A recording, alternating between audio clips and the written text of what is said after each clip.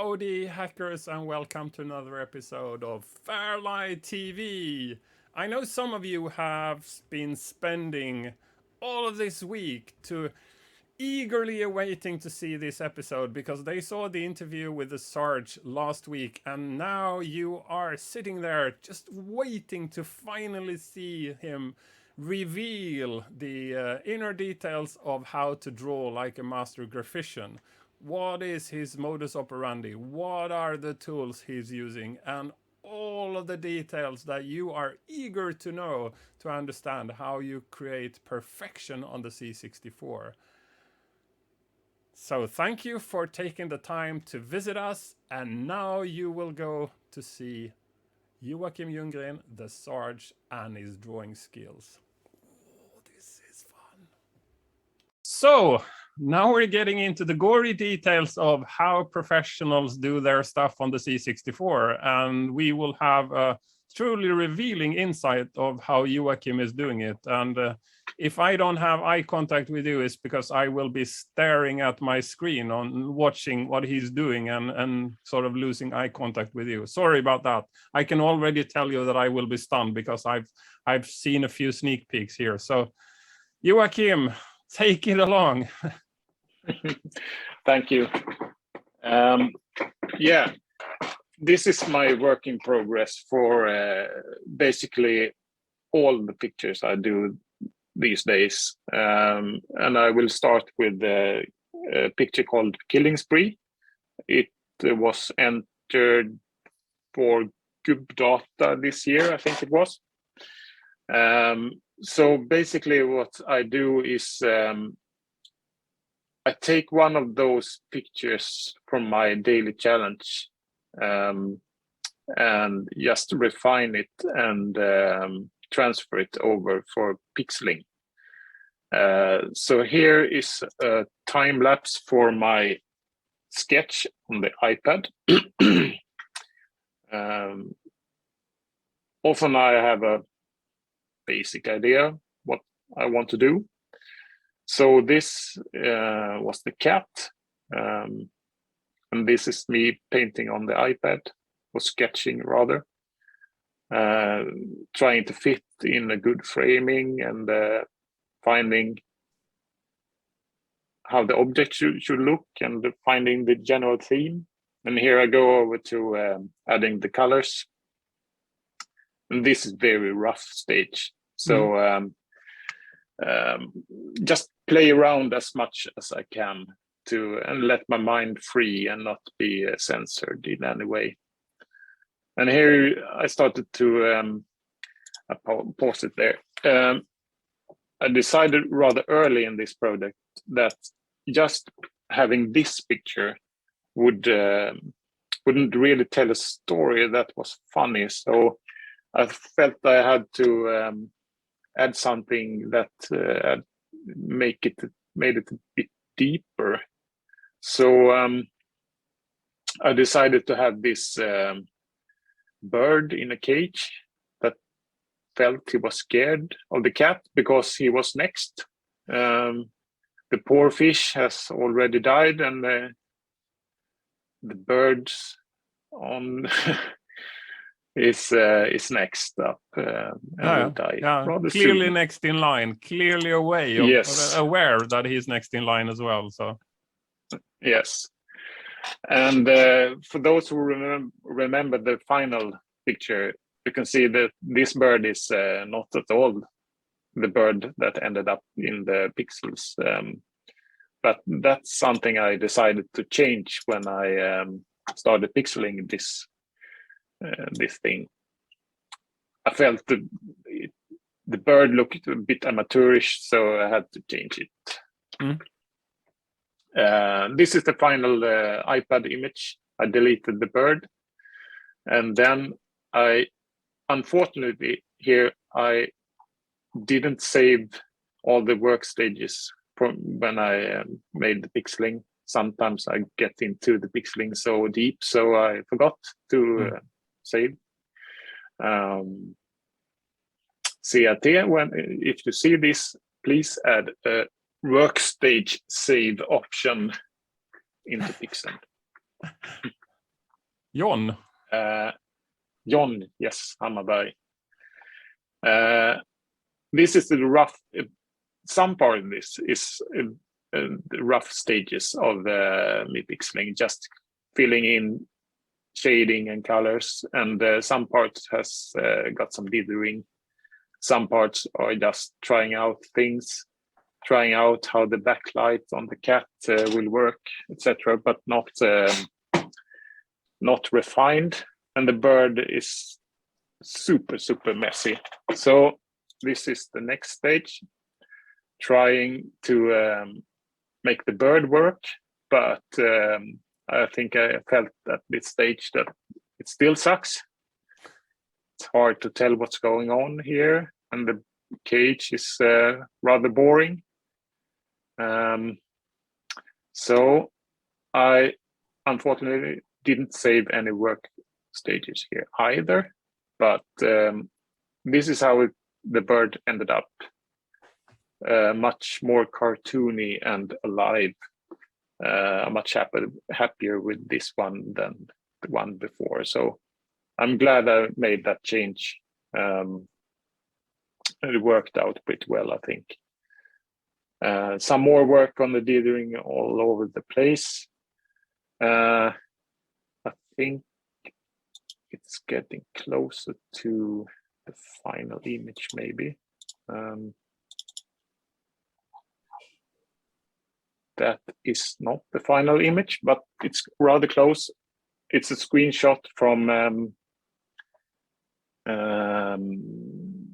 Vice, when my friend Trap has helped me with adding some rasters into the border to make it a bit wider on the left and right side, and as well adding some sprites for the chain holding the circle which he sits on, and the ears as well. I thought I had saved the final image, but it's not there. Anyway, I later decided to change the water in the bowl because it felt a bit static, etc. So now it's in the final image, it's waving around a bit more. And I probably changed something on this fish too, because that one was it was a nemesis. It was so I never got it right, I think. But in the end, time was out and I had to send it in. So yeah. It's just massively impressive. Thank you. I do remember your old cat pictures, and yeah, they were quite a lot more minimalistic. It's just, yeah. But yeah, it's absolutely stunning. I like to use more colors these days, because back in the days you just used the colors which you thought an object would have. So a black and white cat should of course use white, light gray, middle gray, dark gray, and black. If I do this cat like that today, it will have a lot more colors, because you work with the luminance of the colors on the C64. So it will be much more colorful today than back then. And I love to work with eyes, because it's the thing that makes the image pop, I think. So I spend a lot of time adding small details like these highlights and the reflection from the environment coming in here, and adding highlights here and there, everywhere. So yeah, that's the one, the Killing Spree. That's Killing Spree. Yes. Super. And we will dig into more. There will possibly be 4, and this was only the first one. That was the first one, and this is the second one that I sent to Syntax this past year. It's already 22. So that is again my iPad sketch. But before that, I actually thought it should be a pig instead of a cat. But it turned out to be a And cat. yeah. So this is the start of it all. And yeah, it works, but I like cats more than pigs. So Don't we I change all? it. Yeah. I don't know if it turned out to be better or worse, but yeah, it's my painting and I wanted a cat, so I did a cat. Basically, for the rest, it's just the same idea. And I changed the head.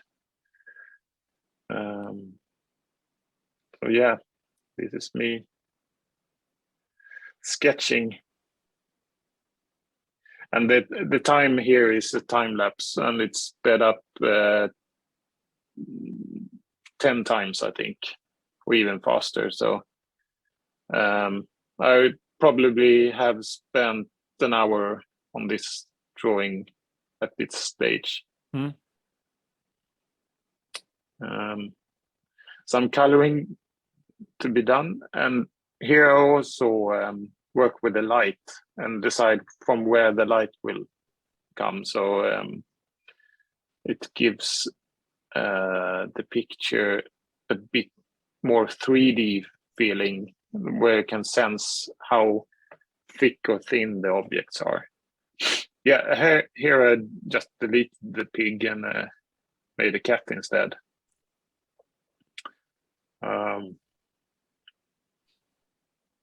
He got the punk hairstyle too. And of course, what's it called? Säkerhetsnål in Swedish. Yeah, would that be a pin? Pin, some kind of. Yeah, because it's a punk. Needs to have you need one. to have those in your ears to communicate the fact that you are punk. You didn't pay for your holes in your ears, so. Exactly. So that's why it's mother of order. Order pig cat. And that has a story too, that name, because mother of order is something that I don't really remember his name, but I always used the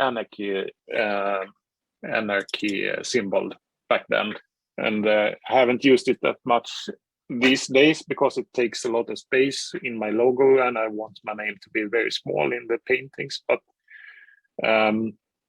it's fun to play with it, and I looked up anarchism on Wikipedia and found that the guy who constructed or invented the anarchism.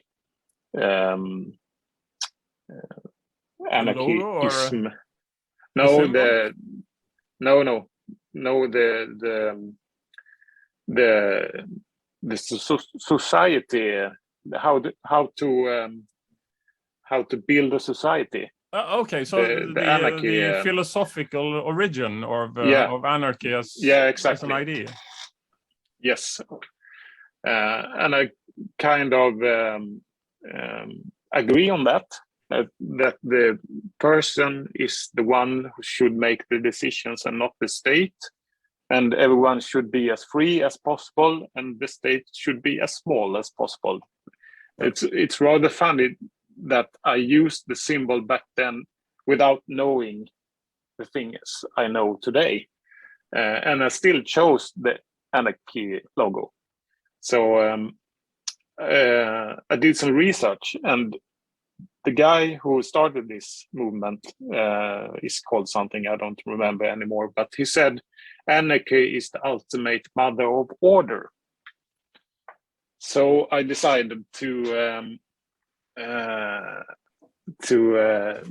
name this picture Mother of Order because it shows the anarchy symbol. So it's a little backstory for the image.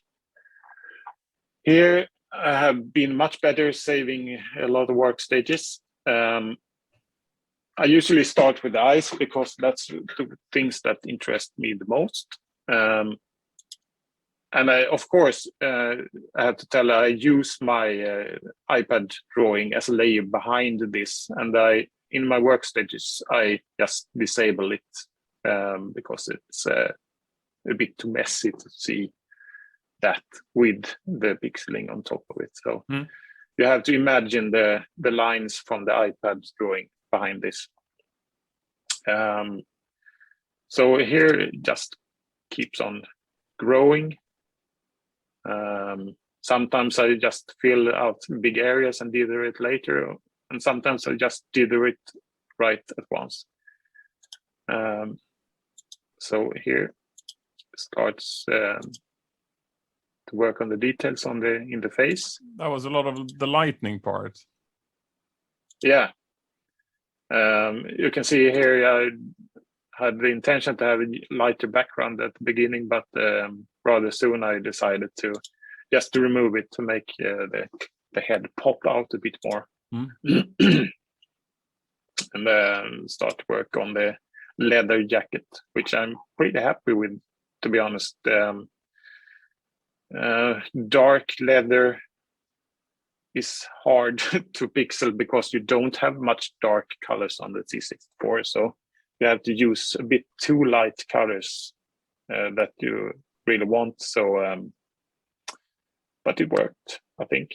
I've looked at this picture a lot, and the Anarchy A is the first thing that kind of catch my eyes, including the claws, and then it would be the eyes. But I haven't noticed that he was wearing anything in particular. Now you know. Now I know. Here is the yes, including zippers and all. Oh yes, it's the details that makes it, and some pointy stuff there. And there is the säkerhetsnål. Yeah, the pin. I think the pin. Yes, we should possibly have Googled that before, but no, we didn't do that. So no, we didn't. Now you all know the Swedish term säkerhetsnål. It's security needle. Security needle. Yes. I try to work with light coming from behind my objects in all my paintings, and I'm kind of happy with this hair because I feel it feels like it shines through the hair here and lights up internally into the hair strands. So I'm pretty happy with that, to be honest. Right. So yeah, that's the one done. This is not expanded into the borders at all. You have to find coders for doing that, so they're not always easy to find.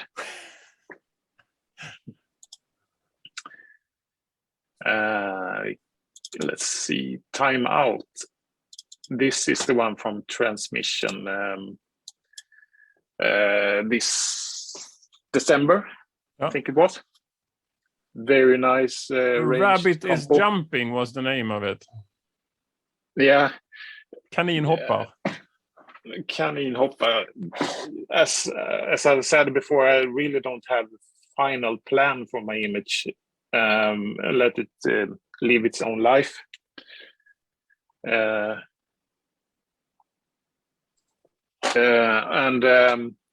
So this was the idea from the beginning. And I knew it was not enough because it doesn't tell enough of a story. But I decided it will solve itself later on when I start pixeling. So this is my sketch on the iPad.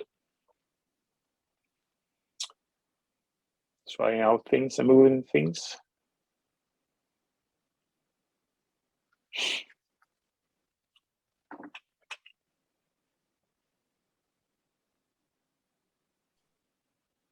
You looked a bit happier in the final sketch, I see now. But it's still so cool. I mean, I see the completed results here, and it's only like 5 lines, so you can already see that. Yeah, So that's where it started. It's so obvious that the origin is this, and then the end result is that. Yeah, funny you say it. It's hard for me to see this with untainted eyes. It's always nice to hear someone else given an analysis of my stuff. And the thing you said is also a thing that hopefully happens early in the project, because if I feel that those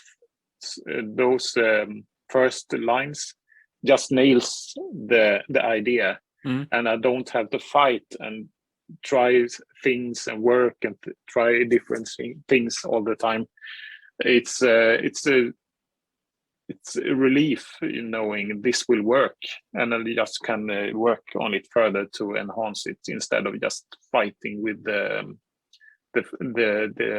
basic idea of the image.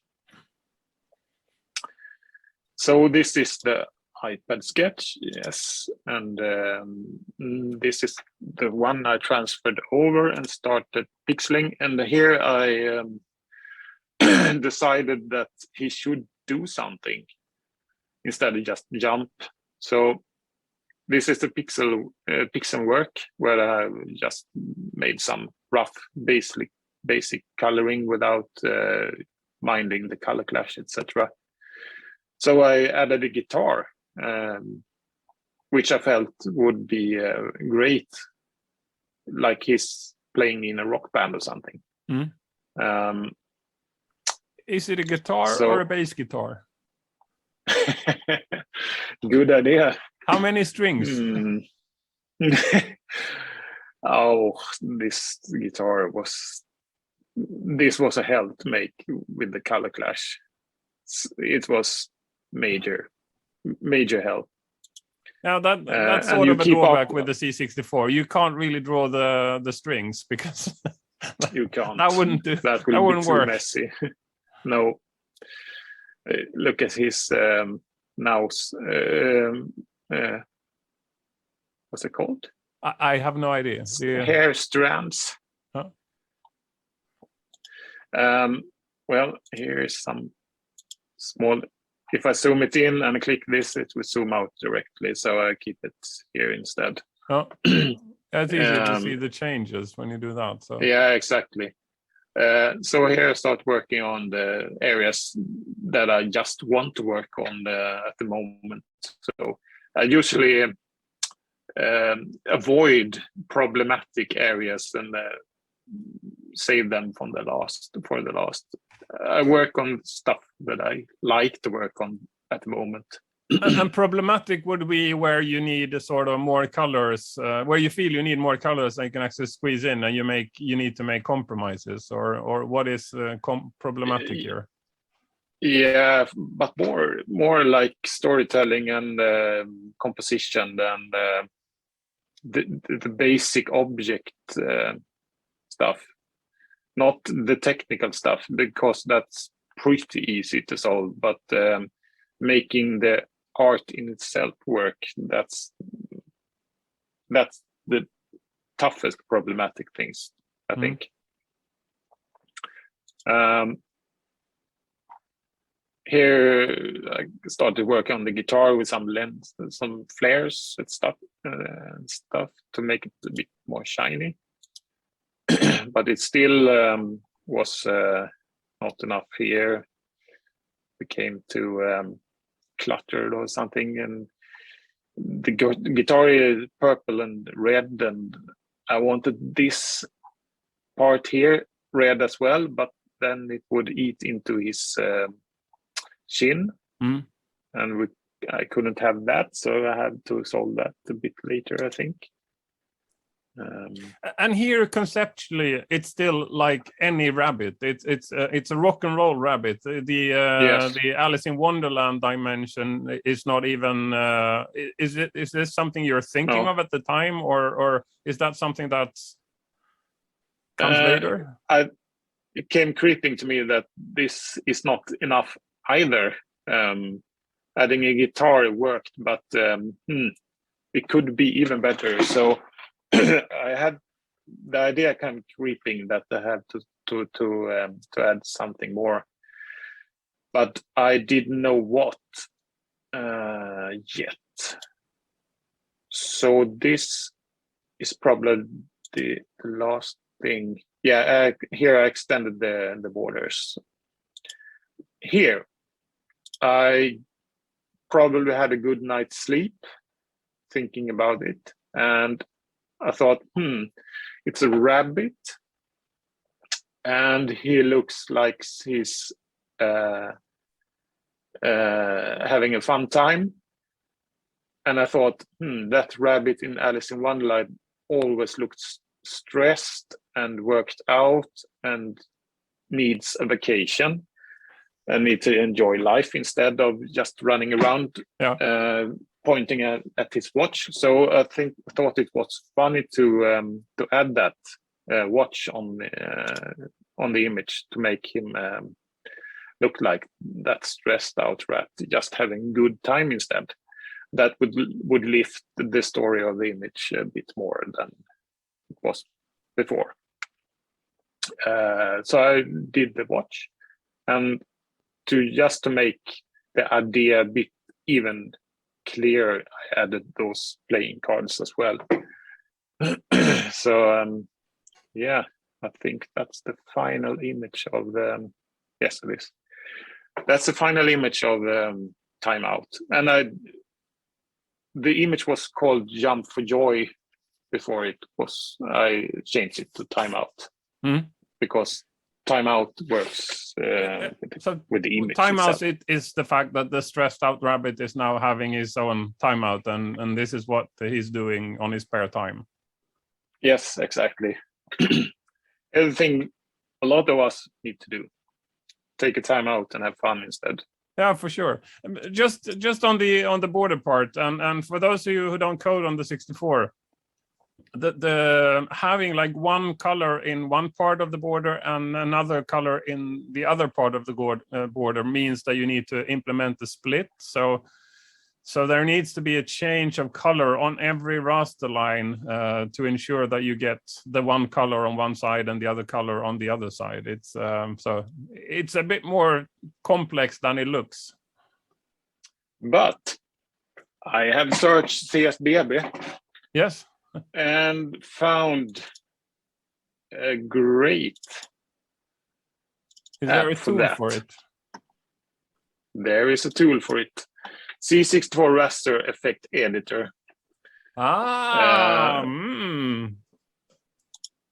opened the picture. Here is something. I don't know what it is. Yes, that's one with a faded Pepto palette. But anyways, then I can add rasters myself. And there is an auto extend picture. I just click that one and it makes the rasters go into the border. And I have to make it so the closest pixel are not pink in this one, so it's purple. But I can go in here and delete those. I don't think it will work like that. No, but I can do this manually instead and just edit. I can do my own rasters. Oh, okay. Does it generate the code as well, or is this? Yes. Export to executable, and it will save it PNG. So this has enabled me to do this by myself, which is a huge relief. Yeah, for sure. Because I don't have to engage any coders, etc. So it's very easy to use. Nice. That color is 1, 0, 1, 2, 3, 4 Okay, then it should be 4. And let's remove that. Okay, 200. So, okay, never mind. You just configure then it, it's erased. and then it does what you tell it. So Yes, color 0, 1, 2, 3, 4, 5, 6. Color 6, 8, 200 won't work, I guess. No, let's put in 199. That's basically how I did it. Now it misses one line. I don't know how I fixed it, but yeah, probably line 50. Oh, never mind. yeah, it's a great I haven't tool. seen that tool before. Great.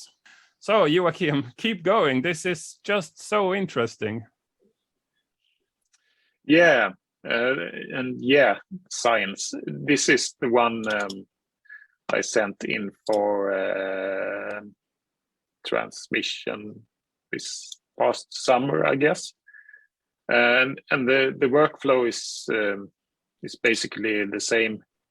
Started here. Actually, here is a trick. I used the assisted drawing function in Procreate on my iPad that enables me to just paint one side, and it mirrors the other side. So it becomes a reflection of the left side on the right side instead. And it's a pretty good. There's me. It's a pretty good. It's a nice way to get some you took ideas. a picture and then you draw the picture. So yeah, that's something you put in the back. Yeah. The head is reflection because it looks exactly the same. Then I can make some adjustments because heads are not the same on both sides. There is difference. Hands is a bit tricky to draw sometimes. It's easy to get them to look wrong. So a good help is just taking a photo of yourself, doing the thing you want to draw. And here I was a bit lazy and not just looking at my hand and draw it. Instead, I took a photo and traced the hand. So there is me holding something like the science instruments the professor is going to use. So I traced it and then I remove myself again. So, and there is the flask he's holding, pouring his chemicals into the big bowl. That is basically the plastic foil trick again, just in a kind of a new permutation. It's sort of the same thing. Yeah, that's true. Yeah, that's true. But it's so much more flexible. Just take an image and pop it into Procreate and just start painting. It takes no time at all. So it's really great. This is one it's long. It's 7-8 minutes. That means times 10. Times 10, yes. That's a lot of time. So let's rewind forward. Here I started to change things so it didn't look that mirrored. Yeah, changing his eyes, some details in his hair. Sometimes a lot of these lines here is unnecessary for the C64 image, but because I am in the zone drawing this on my iPad, I don't want to quit. I just try out things anyway. So what is this thing that happens there? When it's grayish, you put it to a layer in the background and then you add a new layer? Yeah, this is the sketch layer, the pencil sketch, and then I ink it in. So what I do is I take this pencil sketch layer and make it transparent into the white, let's say 30% still viewable, and then I clean it up with ink, so I don't have 10 lines per hair strand or eye. Instead, I only have one. That's a normal drawing technique everyone basically uses. So I forgot to say that earlier, but that's how I do it. So this is the inking stage.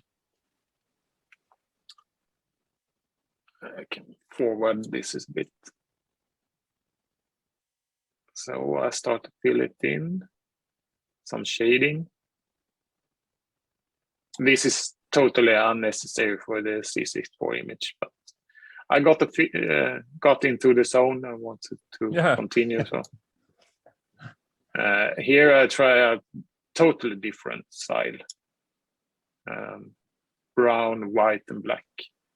Yeah, that wouldn't really work on the 64. haven't. That's where you run out of relevant colors, I would presume. Yeah, but at some stage, I think I thought I should do a high-res image of this. Okay. But I don't do much high-res, and it's such a challenge, so I scrapped it. So it became a multicolor instead. I guess it's somewhere around here. At this stage, I decided to have it. I decided it should be really white instead of base it on black. So the background is white instead of black or gray. So there is some coloring and some shading. Yeah, this is really long, so I fast forward. Some lighting stuff.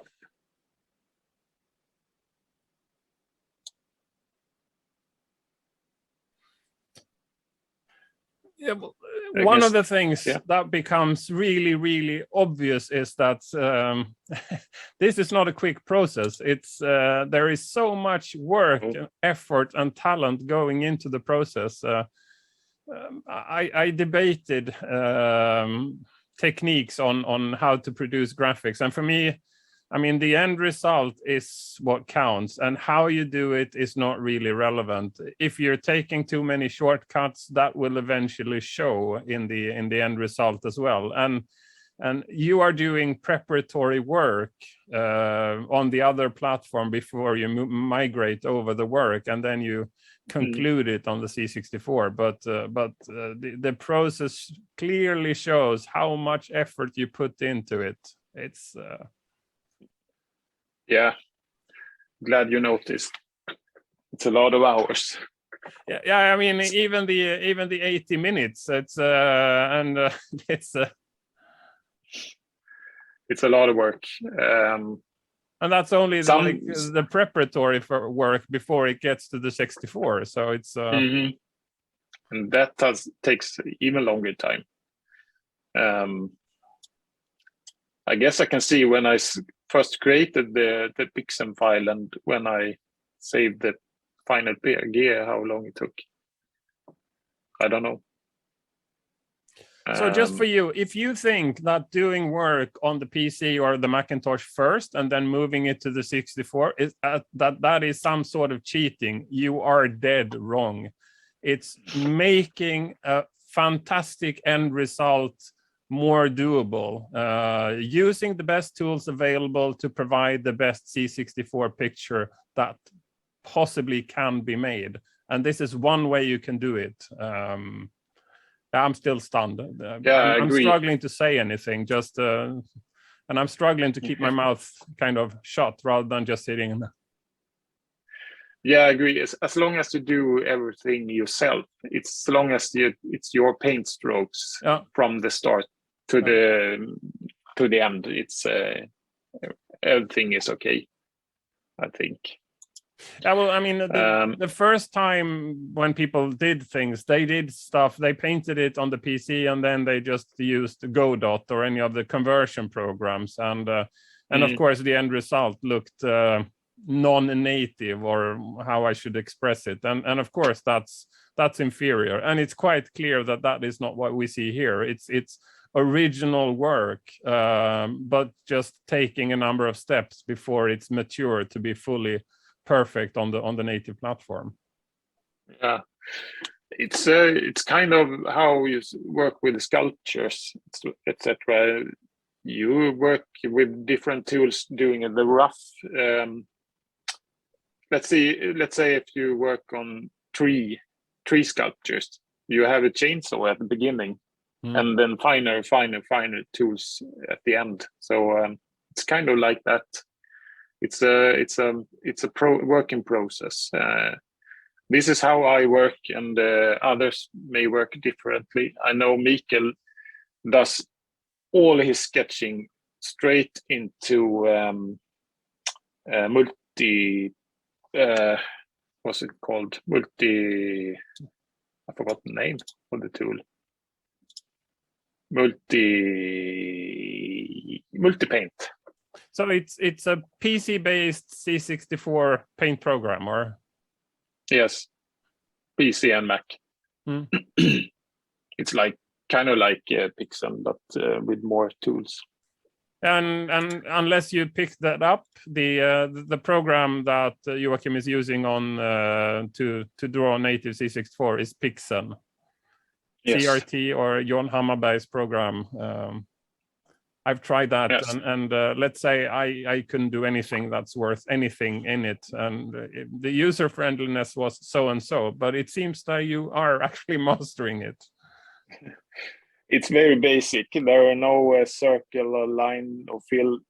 Yeah, there are fill tools, but no lines, no circles, no gradients, etc., etc. No text tools.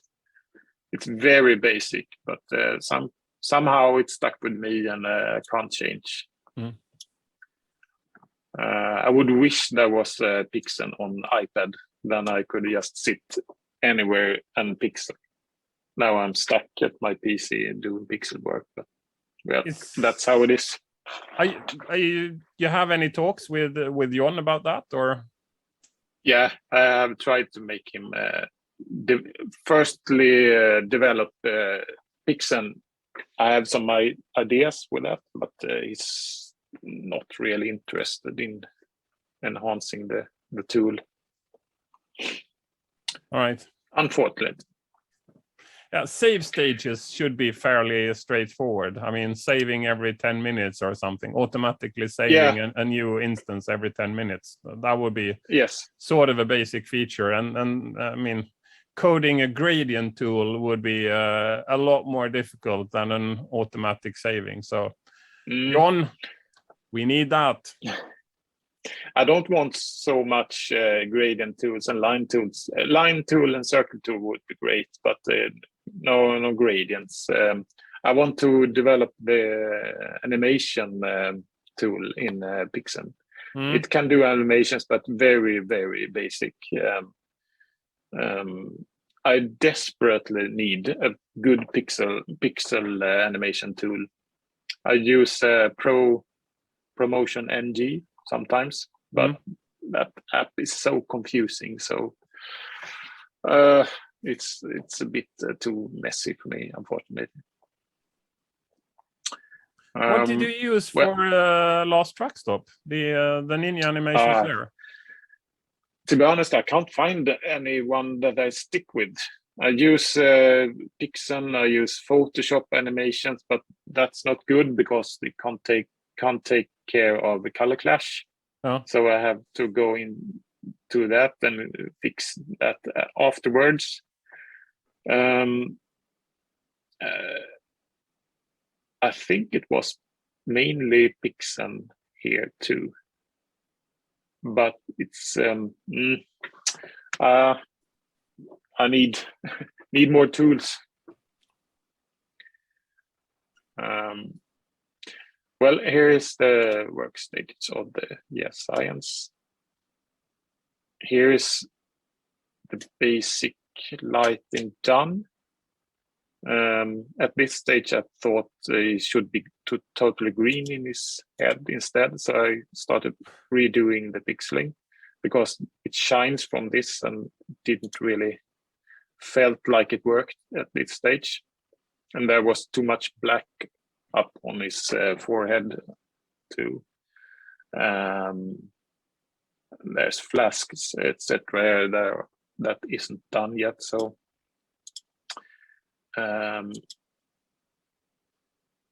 oh, that was all the workstation. No, it wasn't.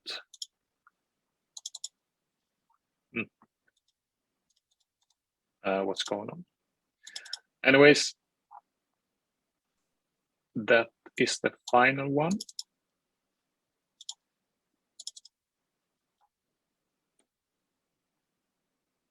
Okay, here's close to the final one. And here's the final one. I used the Raster extending tool, this one. And here I just put pixel at the edge and let it pick that color and extend it. So I think it worked pretty well. So. I like when you open up the border because it gives the image much bigger impression when you look at it. Unfortunately, often when it's compose, you don't notice that if an image is in the border or not. It's mostly when you see it on a real CRT monitor that you notice if it's extended into the border or not. So always look on C64 products on a real CRT. That's an order. Joachim says so, so that has to be right. Yes. I don't think this is the final one. I can see some color clash there and there. Yeah, it's also. Or maybe I was sloppy. What is it in his pocket? Is that a little rabbit or? Yeah, it's some kind of animal. It's his companion in the lab, and he looks like he's a bit worried, pouring that stuff into. For a good reason, it seems. Yeah, this will go. Any substance that shines like that, you should be worried about. Yes, and he sure is. It's just to give the picture a bit of a story as well. But it's always interesting because most pictures, again, my layman's view is that most people start with a black background and they stick with a black background. So just not using a black background is sort of a change from the norm, which makes it instantly more appealing because it's different. Agree. When you put a lot of pictures beside each other, and that's what has been done on the C64, it looks kind of the same because it's the same 16 colors. I wanted to do something that stand out from all those. So using a white white background was my idea to stand out. And Timeout, that was gray in the background, was it? Light yeah, gray? it was gray, if I remember correctly, yes.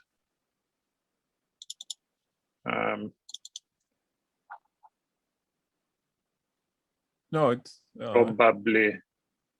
Well, it's still not black. Gray. Yes, it's not black now. I think it's dark gray. Dark gray is rather good to use sometimes because it's a free dithering color. It always background color always works in chars. That will never color clash. So having neutral color that works with all the other colors gives you a free dithering color. So it's rather good to use grays sometimes, but it depends on the color choice of the overall picture too. So you have to play with it. And as a final thing to show, I have forgot where it is. There it is. This is the picture I made for Gubbdata 2019 maybe. And here is the Timeout picture I made for transmission this past year. And I think it's interesting to see how the technique has evolved a bit. With the dithering technique, I always use this checkered pattern when doing gradients a couple of years ago, and then just split it up so it wasn't so regular. And it worked good, but lately, these past years, I have started to use this lined dithering instead. You can see every other line is matched with a different color instead. So if I had made this Timeout picture in 2019, it wouldn't have had those lined gradients. That line thing, is that what Yo is using as well? Yeah, he uses that a lot. Mikael uses that a lot. Archmate uses that a lot. I think it's a trend, kind of, using that, but it's very nice. If you squint your eyes or if you see it on a CAT, it blends together to give new colors. Especially here when the difference is so small, so always just turns out to be a new color. I like it. And mixing that with the checkerboard dithering as well, so it's not just lines, it's lines with checkerboard. That's a great combo, I think.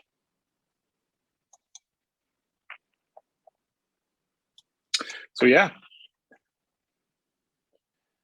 that's what I have to say about my pixeling. Excellent. Do you have anything else, or do you want to call it a day here? I could spend all night watching this, so for me this is fantastic to see us firsthand. I will never be able to do it, but I'm still fascinated by seeing it done. Yeah, I can show one thing here,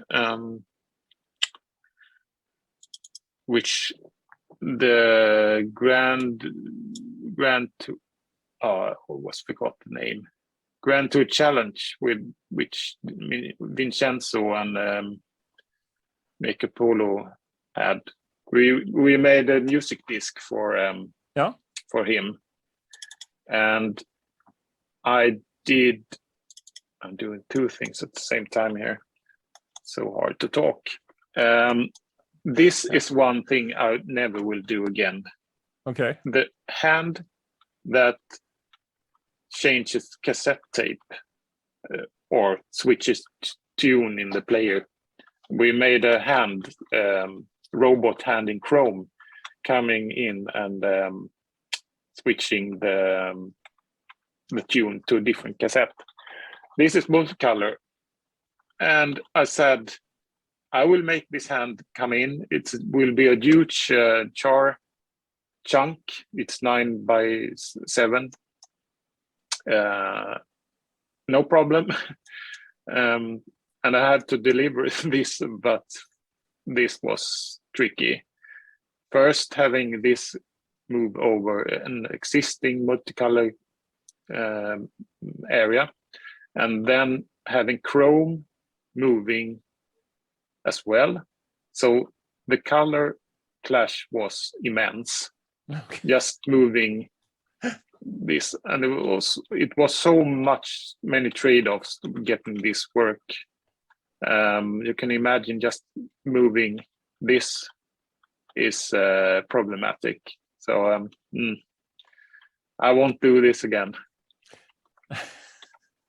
Well, now this you have is, it. So. Of course, the sketch. Yeah, it worked in the end, but it was pain. Where is the final one?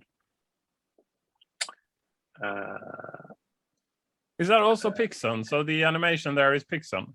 Yeah, that's Pixcen. That's the final one.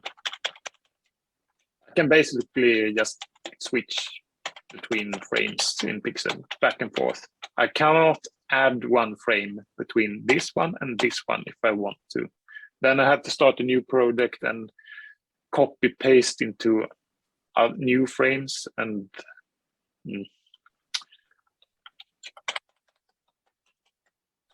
so it looks nice. Never do a Chrome hand in multicolor that will animate. And here is the now you know. Here is the fingering that he does when he drumming his fingers to the tune. This was first done separating these fingers with colors, so I knew where the fingers were, and I sent it to Trap, and he put it in just to check that it worked. And then basically it was just to fill it out and shade it finger drum, so it ended up like this. I think and it's always like this when I work with Trap. We push it each other, and oh, what if we do this? What happens then? And yeah, this looks cool, and now we have to do this, and oh, fuck, this is great. And I can't say no, because it will make the demo so much better. So I had, of course, after I had done the cassette switch thing, I had to do a button press thing too, of course, and 2 different animations with the same Chrome hand moving over multicolor. But this is sort of what I like. When the coder says, no, I want this, and you say, okay, well, implement this. That's when you push, both of you are pushed out of a comfort zone into something which is outside your comfort zone, but where the magic happens. Oh yes. And Trap is great with that. He never says no either. So here is the switch to the next tune animation. Fuck off finger. Of course, it has to be a fuck off finger. So I had to make this Chrome again.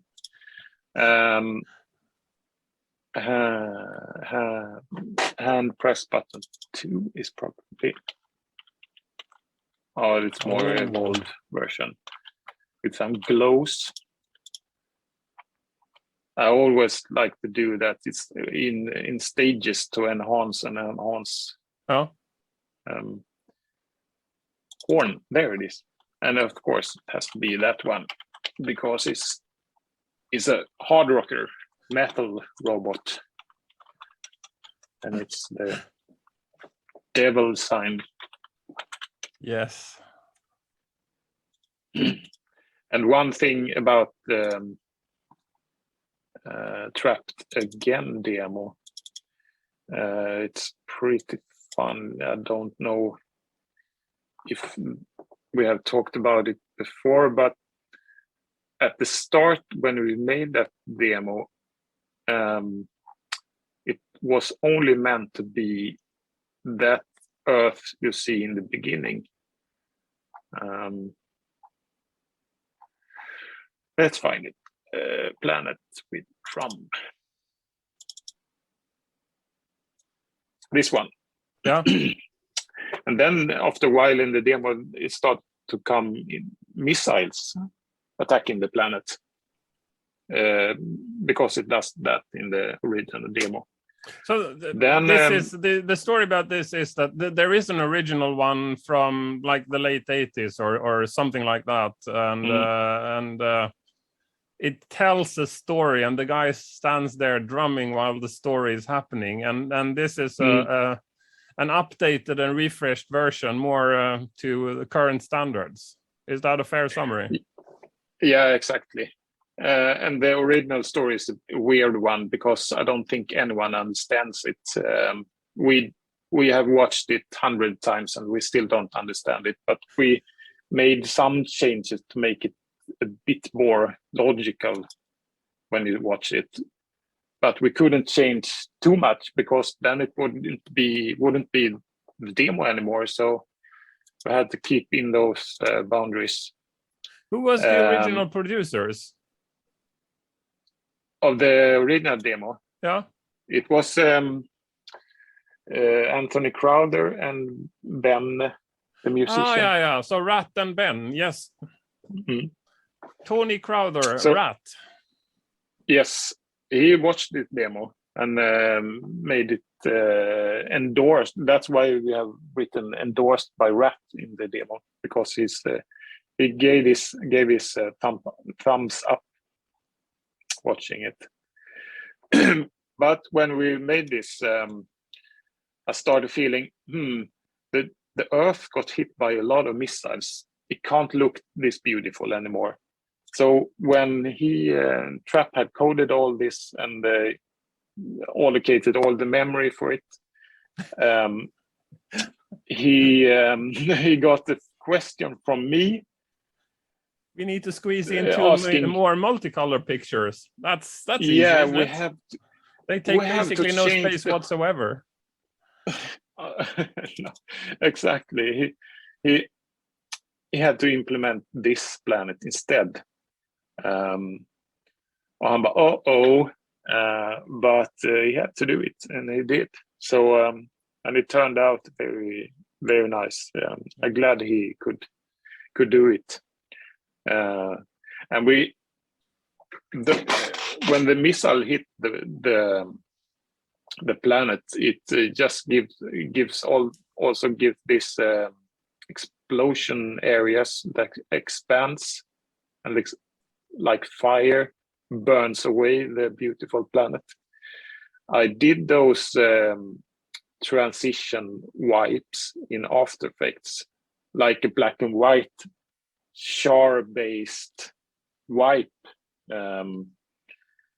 that I sent him as a PNG sequence, and he made a script tool that converted those into some kind of code table that he ran to make the wipe from the beautiful planet to this planet.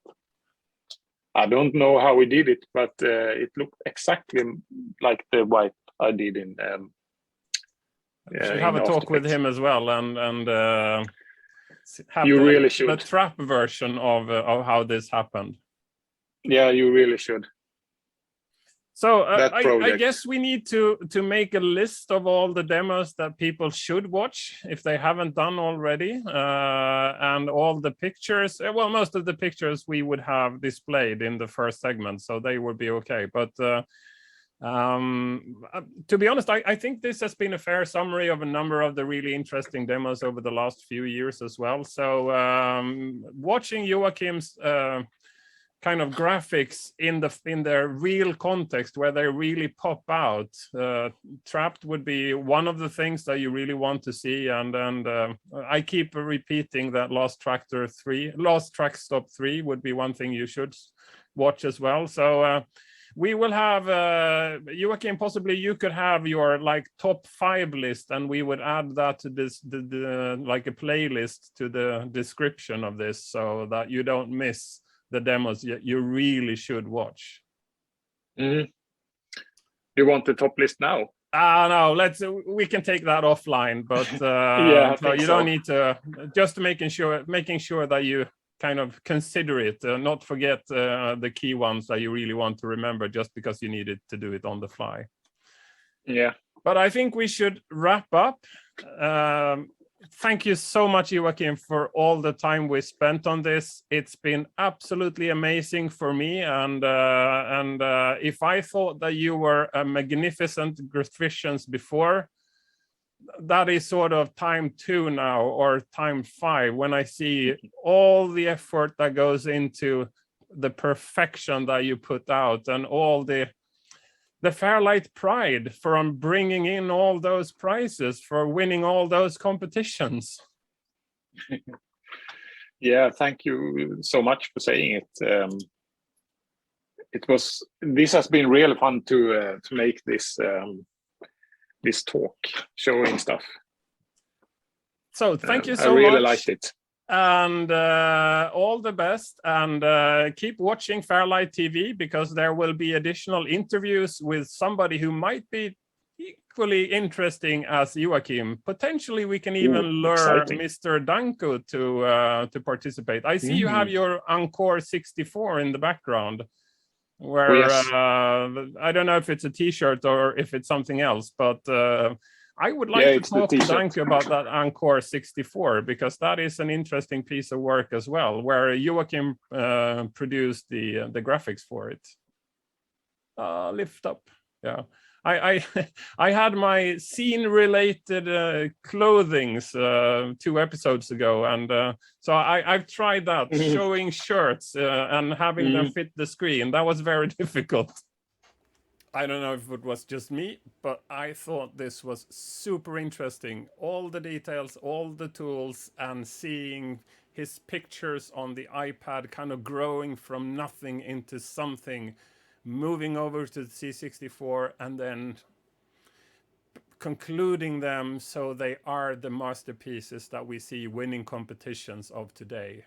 That was so great. So thank you to Joachim for taking the time to talk to me and sharing all the insights. And I hope you have appreciated it as much as I did, because this is one where I really enjoyed watching the professionals at work. Thank you for taking the time to watch FairLight TV, and see you next time. Bye-bye.